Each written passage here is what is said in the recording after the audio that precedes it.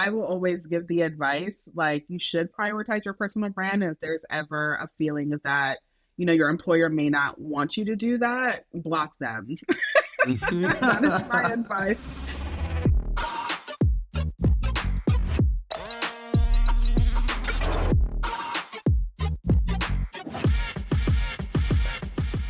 Welcome to another episode of This Could Work, the podcast that celebrates creative risk-taking and those shaping the futures of brands.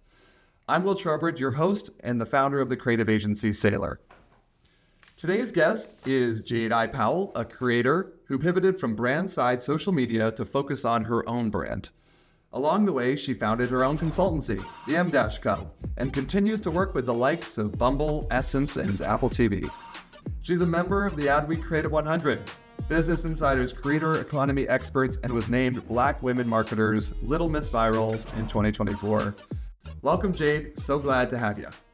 The reason I wanted to chat with you, and thank you so much for doing this, is that you are, I think, someone who has been able to achieve what so many social marketers want to achieve, which is betting on yourself and becoming a social creator instead of just a social marketer of someone else's brand. You've built your own brand, you built your personal brand, and you, of course, have these community channels and products as well. I want to look at that and dissect it and ask, what is the secret sauce? What makes you feel like you've been able to do this? What would you tell other marketers and social marketers who are slugging it out every day in the trenches trying to get a post through legal? What does it take to actually pull this off? Yeah, absolutely. I think for me, I was honestly kind of struggling through corporate because I was not familiar going into what working in corporate could look like and what does it mean to do social media work for brands. I had the experience, of course, because I had so many jobs before kind of going off on my own, but I just wasn't prepared for what that work would actually be on a day-to-day basis, especially because I started in 2013. So around that time, brands were like, what is the ROI of social? What is social? Why are we doing this? A lot of Facebook. A lot of Facebook. Exactly, a lot of Facebook. So it was still very early in the industry. So I almost felt like I came in at this time where people still didn't get it. And I had my corporate career era where I was like, okay, I've done enough work for this brand side. So now it was time for me to take what I knew, because I knew I didn't want to continue in corporate. So it was time for me to take what I knew about social media marketing and just apply it for myself. And I think it came through to fruition with me just kind of putting myself out there on my own social media channels. Yeah, so I think it's easier said than done. You make it sound like so easy. I think that the reality is, for so many folks who are working behind the scenes, building these brands, throughout marketing, let alone on social, are not in front of the camera people. I think that they maybe present that way, but the second they jump in front of the camera, or the second that they try to put themselves out there or speak in their own point of view or voice and tone, it's a whole different situation. Had you at that point already done a ton of personal brand work and what gave you the signs and signals that you could confidently make that jump?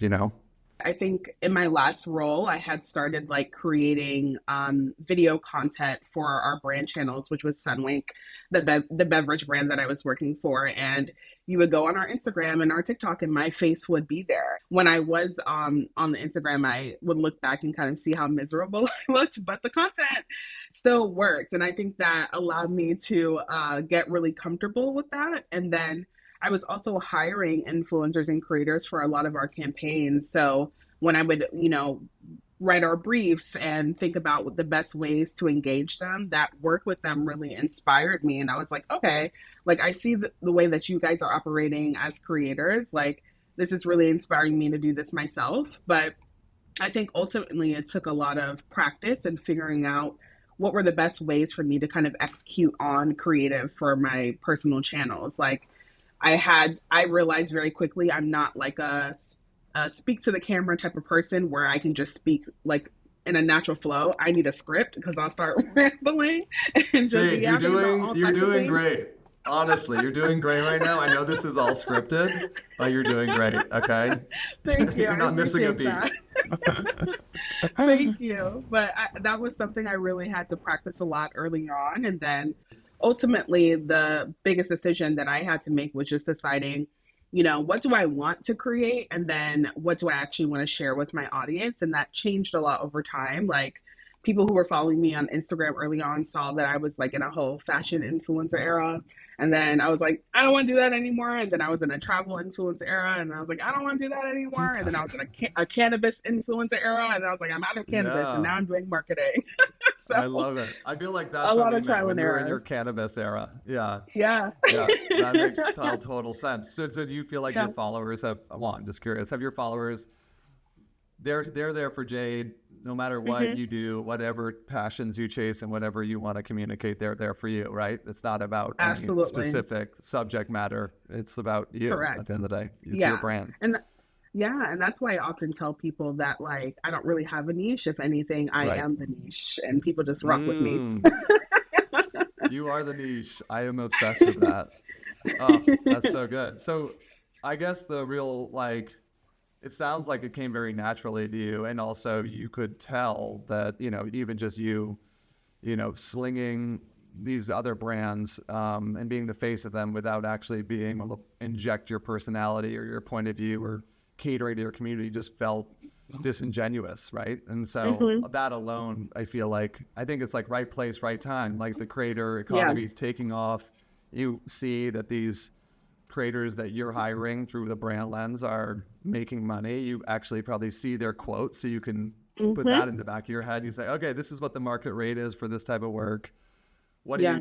What's your first thing? So you do you quit or do you land a brand deal first? How do you make that bet on yourself in a way that allows you to jump ship and into this new world with some confidence? Yeah, so I was definitely doing brand deals while I was still working for my employer.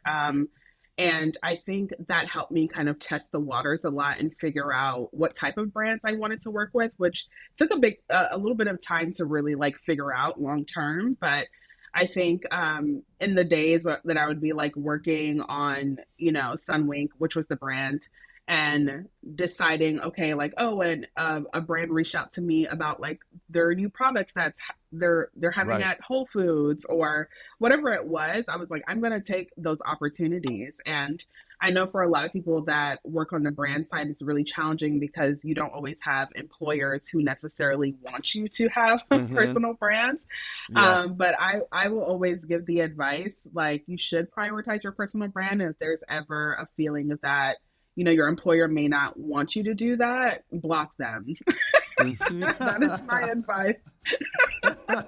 Seriously, That's I'm so right. They've serious. got they've got much bigger problems than whether or not your personal brand is picking up steam. Oh Correct. my God, Yes. so funny.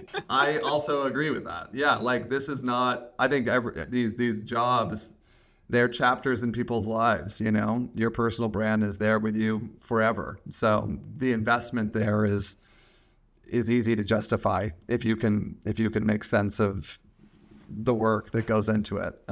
So, I love to hear that and I completely agree. So you were Mhm. doing brand deals. Does that mean you had an audience already at that point? Like how were folks finding you? How were these brands engaging you and how did they kind of quantify the value?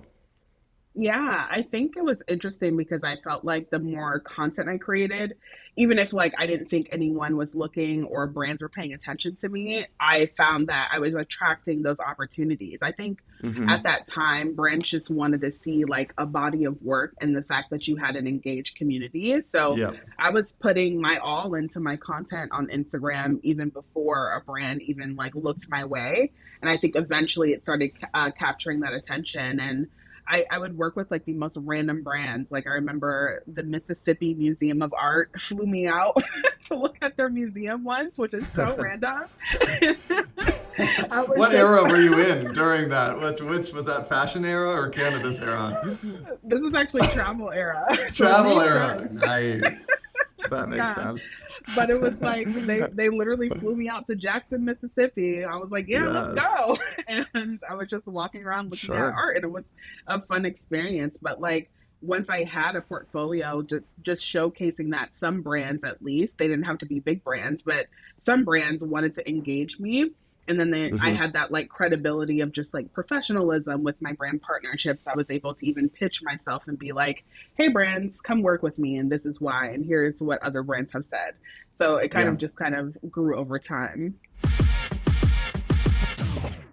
So this podcast is all about creative risk taking. Obviously, jumping from brand side into starting your own Mm-hmm. agency, investing in yourself as a creator is a huge risk. And I'm curious, like, about let's start with one that really fell flat. Walk me through one of your lowest moments on the business side of things over the past 5 years as you've been building this, and what has that kind of taught you? And then, of course, we'll talk about one of the best creative risks you've ever taken after, but I want to hear this first. Yeah, so there was a period of time where I was broke AF. I had been like maybe about a year into my business, and I don't think I had the knowledge that I do now of like how to grow and sustain a clientele over time because I was just so used to working from contract to contract. And I remember there was like a period of 3 months where I was coming to the end of all my contracts and I just was operating very naively under the assumption that they were all going to renew. And they all were like, no, girl, we're done. Wow. Yeah. And I was like, oh shit. And I was sitting there like, where is my next check going to come? And I Yeah. remember this like kind of activated my flight or flight because I was in New York, which is very expensive. And I was Hmm. just up there lollygagging, like, oh, my next check is going to come. And I got that news. And I was like, okay, I got to move now. So I actually did have to get a full time job again for a quick period of time, and I Wow. did because that's what was necessary. And I hated it because I don't enjoy working full time, and Yeah. it was not a fun experience. Like, granted, the agency I was working for, they were lovely. It's just I'm not a person that enjoys working in like traditional work Totally. environments. Yeah. And fortunately for me, though, I got laid off, so that worked out in the end. They forced your hand. Yeah, They're like, it's been enough time. It's time for you to yeah, leave and go chase your dreams again. Oh exactly. man. I think that that's uninteresting. I'm trying to put my like, put that moment in time in your life. I'm trying to like put Hmm. myself in it because I feel like what you're getting at is this sort of moment where you're like, wait a second, it's all on me. It's like Hmm. there is no one else. There is no Yeah. boss who I can just be like, hey, give me a new project, or hey, Hmm.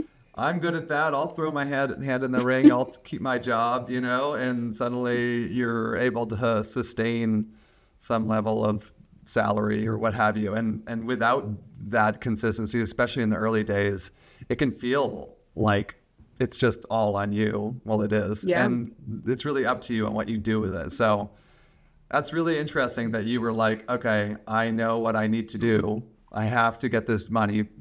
I have to Hmm. pay for my life. There's a way to do that. I actually think that's like a really interesting thing that a lot of entrepreneurs kind of like forget is that you can always just go get a job again if it Yeah. needs to like serve you in a specific way, or you can take on a more consistent gig or whatever to kind of Hmm. like help you mentally through a hurdle. So the funny thing about that is, like, I know being laid off can be a tough experience for a lot of people, but again, because of the type of person I am, that was like a wonderful experience, especially because I got to have like a month of severance, and I was like, "Thank you, let's wrap it up, let's go."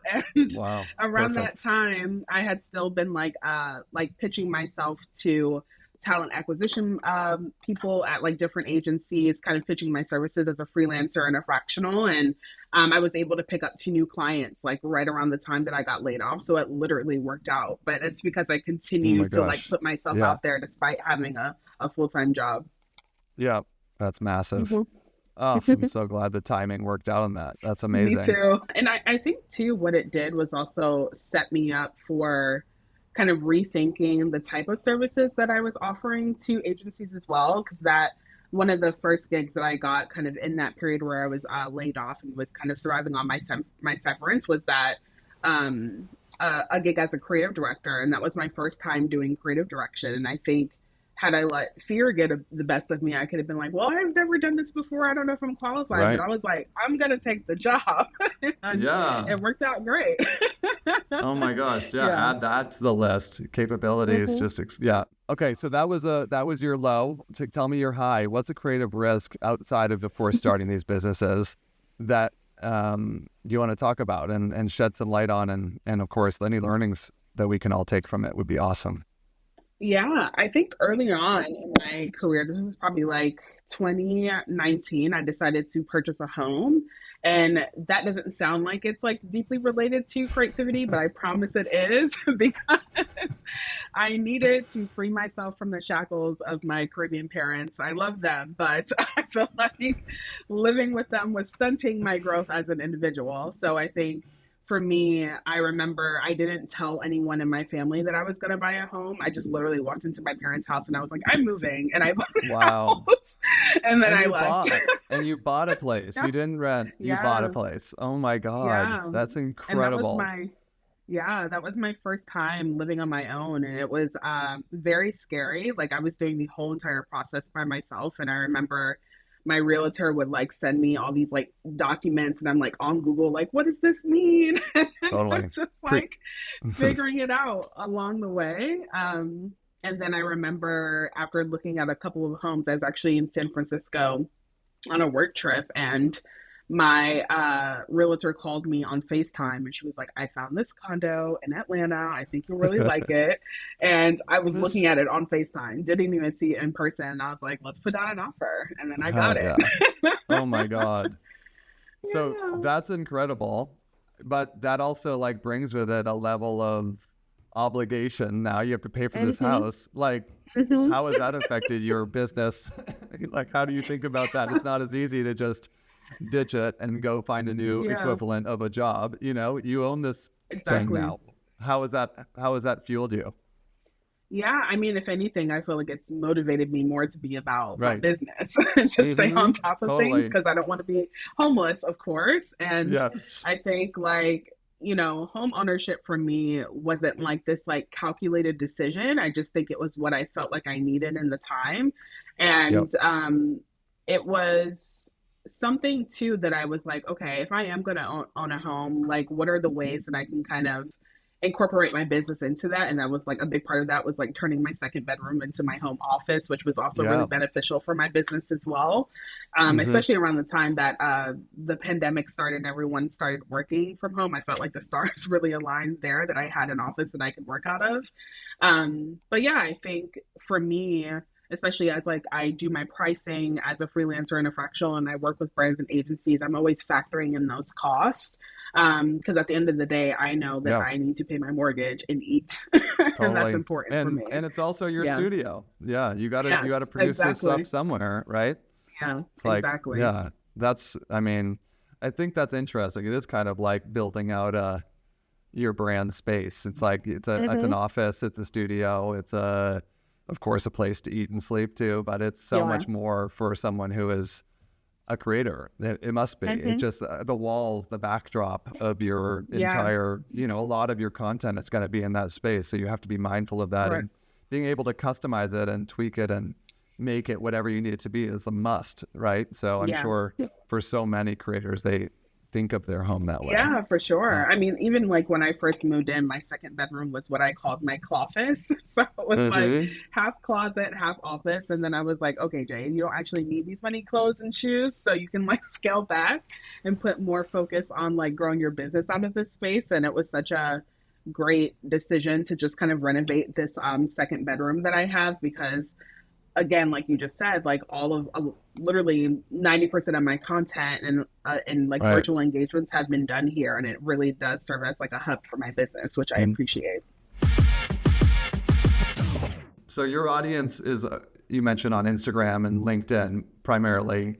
LinkedIn, I think, is a really interesting platform. I mean, it's been for the past 5 years or so, but it's like it's becoming more of an entertainment space than it ever has been. Of course, it's still useful for folks who are looking to get a job or to market a job or what have you, but I'm curious, tell me about your LinkedIn audience and kind of, is that where the majority of your brand deals are coming from now? And how do you think about that audience versus your Instagram audience and more so your audience at large?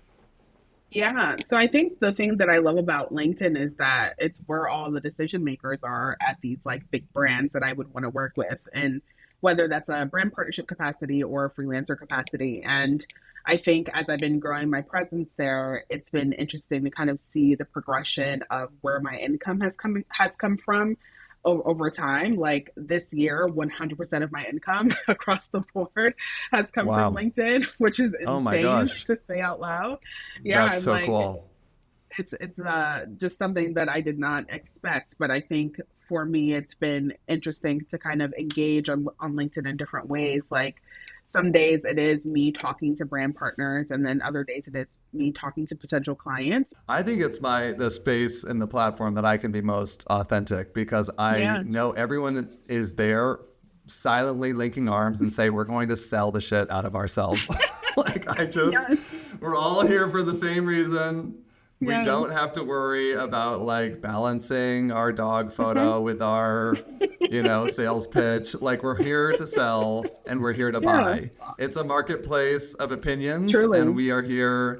And if you have a great one, like everyone's excited about it. I think that Yeah. is, like any platform, there's a lot of mess and weirdness to it. But at the same time, I think it's the simplest, space for a business leader and even a Hmm. creative leader, I think, to get their ideas out there and be met and for them to reach the type of audience they intend to reach with them Yeah. without actually paying for that. I Yeah. think it's like ideas can scale quite quickly on LinkedIn, which I really Agreed. love. Yeah, and I love that you said it's like the place where you feel like you can be yourself, because I feel that way Yeah. too. And when I Yeah. talk to other creators who are like more traditional, like lifestyle creators, they're like, I don't know how you're posting. And I'm like, I feel so happy and comfortable on LinkedIn. It's just like a Yeah. bunch of nerds at camp Yeah. talking I about their know. methods. And I love it. Totally. And the more niche, the better it almost Yeah. feels like. The more kind of like in world, if you can find a community there who can resonate with your weird, it's like Yeah. that's everything. I Agreed. feel like scaling audiences on LinkedIn is sometimes less, I found important as like the depth and quality of the audience. Because to Okay. your point, like if a bunch of CMOs follow you as a creative and marketer, it's like you're going to benefit. You just need maybe Hmm. 5 followers. It's like that's all you need. Exactly. But if they care deeply about what you have to say, that's it. Versus these other Yeah. platforms, which is like you're always going to want more impressions and more, engagement and all these things. Like it's a much more specific dialed value proposition I for agree. brands and I think for leaders of brands. Yeah, and I think too, it's like I think people forget, because like LinkedIn is this more professional, businessy type networking space. I think people forget that like you can still be human and just be yourself Definitely. there.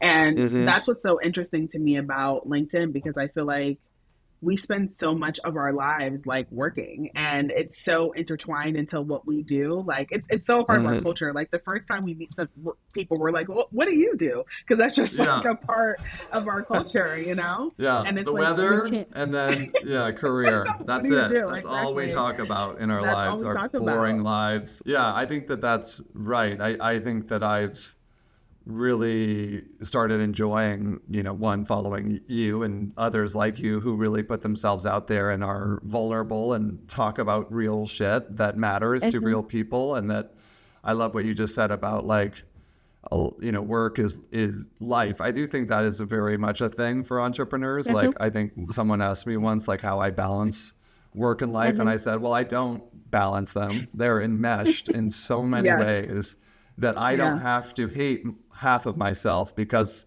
I don't weigh them against the other. I actually Hmm. consider them one and the same because they're so mutually beneficial to the other that Hmm. work and life are a hybrid. And I just roll with that so I don't have to resent doing one thing instead of the other, right? And so Yeah. I think that is, I think we're going really hard on LinkedIn right now. We should probably ask them for a brand partnership. But like that is Yes. a space where that celebrates that. Yes. But I do think it's Yeah, I haven't found that on these other platforms. And it's interesting to hear you say that the majority or all of your revenue this past year has come from LinkedIn. Where's your head at from a growth perspective and future focused? I definitely am trying to diversify because I don't believe in putting your eggs into one Yeah. basket, but LinkedIn will definitely be a priority for as long as I can have it be a priority. But I'm definitely trying to ramp up my presence on Instagram as well. I feel like Instagram is still more like the medium that most brands look to. Yeah. I feel like if Yeah. they're not like really in the know about LinkedIn, so I feel like my growing my presence there as well is important. But I think Hmm. ultimately having multiple streams of income will continue to make the most sense for me because I feel like that allows me to kind of tap into different sides of my business. So whether that's me doing content creation, working as a freelancer, selling webinars, speaking engagements, whatever those look like, it allows me to have income coming in from like all different angles. Yeah. So I feel like you were well positioned for the next era of social media, given that you have an agency and you're a brand unto yourself. So many brands are considering now hiring creators and also creator-led agencies Mm-hmm. instead of traditional agencies or social agencies even to make Yeah. their work. What is your opinion on that? And have you been up against more traditional agencies and have won because of your personal brand? I think it's a really interesting time in social marketing, let alone marketing. And you're right in the midst of it all. Yeah. So I'm kind of seeing it from two lenses. One, brands bringing me in as a creator, and they literally do not care that I have marketing experience. Like they're like, we don't even need to see your resume, babe. They're like, Right. we've seen your social Yeah. channels, and that Your is enough. Which is audience. Yeah. yeah. And That's that's great. honestly, it's great, but it's also been Yeah. crazy to me because I'm like, Yeah. but what about the art of marketing? Yeah. Right. And they're like, it's fine. So I've seen it from that angle where I've been able to come in and just like offer my perspective as a creator and someone that's online. And then to your question, I am definitely competing against more traditional agencies now. It just feels to me a little bit like the power that you have to, of course, ideate for a brand, but also deploy it within your own audience. So they have almost a guaranteed reach is really interesting. It's like a combination of everything that's important to a social marketing team, let alone a marketing team right now. It's like, built-in media, built-in creative and strategy that's aligned with the audience that's going to receive that media, built-in social operations, and of course strategy and all those things. It's just like a no-brainer. I've been thinking more about it on the sailor side, just how we can build really unique relationships with creators. Maybe we should talk more about that because Yeah. I honestly am like, I think that creator at scale is not the business of a Mm-hmm. social agency. That is Great. the business of a platform.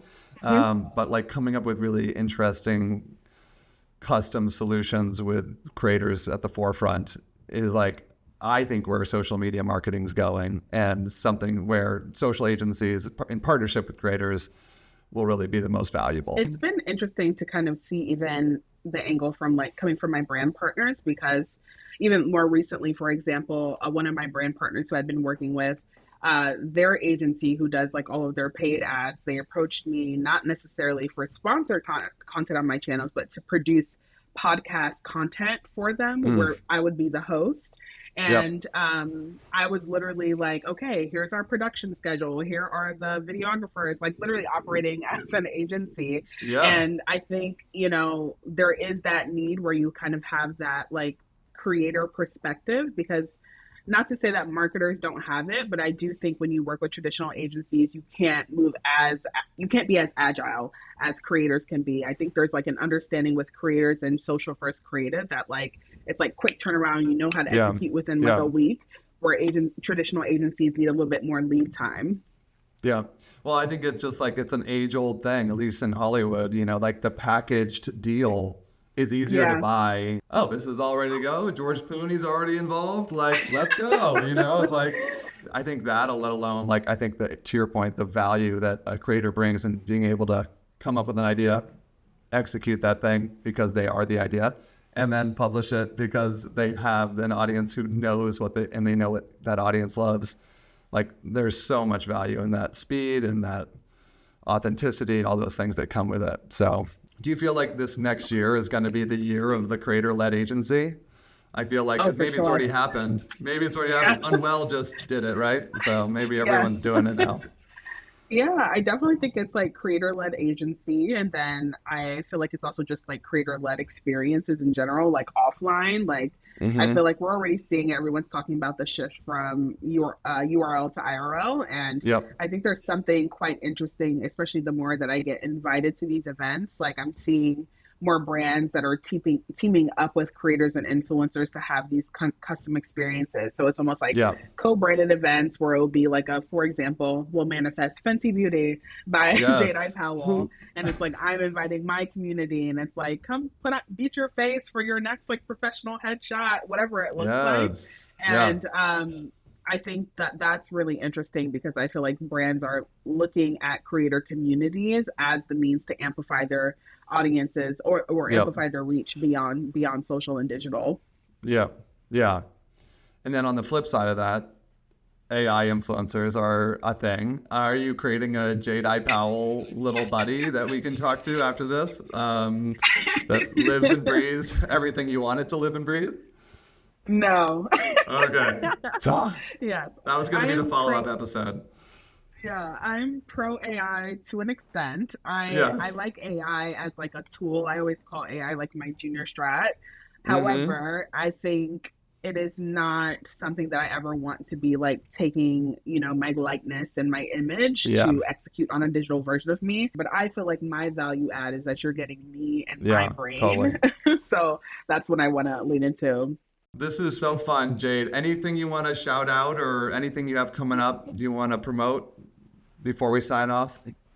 Yeah, I would love it if the people could subscribe to my newsletter, which you can do at jadeiPowell.com. There, I share a lot of like my tips and strategies as a creatorpreneur. So if that's a world that you're interested in, that's the best place to get the digi download on my brain. Amazing. All right, we'll link those underneath this pod episode. Beautiful. Great to see you and chat with you, Jayde. Really appreciate you jumping on here and telling me so much Yeah. about you. I think that I think it's fascinating, but I think everyone else there is watching you build your brand and audience and can learn so much from someone like you who's done it before, but it's also like still experimenting every day and figuring it out. Like being vulnerable in doing so is such an incredible gift to others. Congrats on everything. Likewise. And yeah, stay in touch. Thank you. Thank you for having me. This Could Work is a production of Sailor Creative Agency and hosted by Will Trowbridge, the CEO and founder. The show is executive produced by Ray Vada and produced and edited by Corey Lubowich. Subscribe wherever you get your podcasts.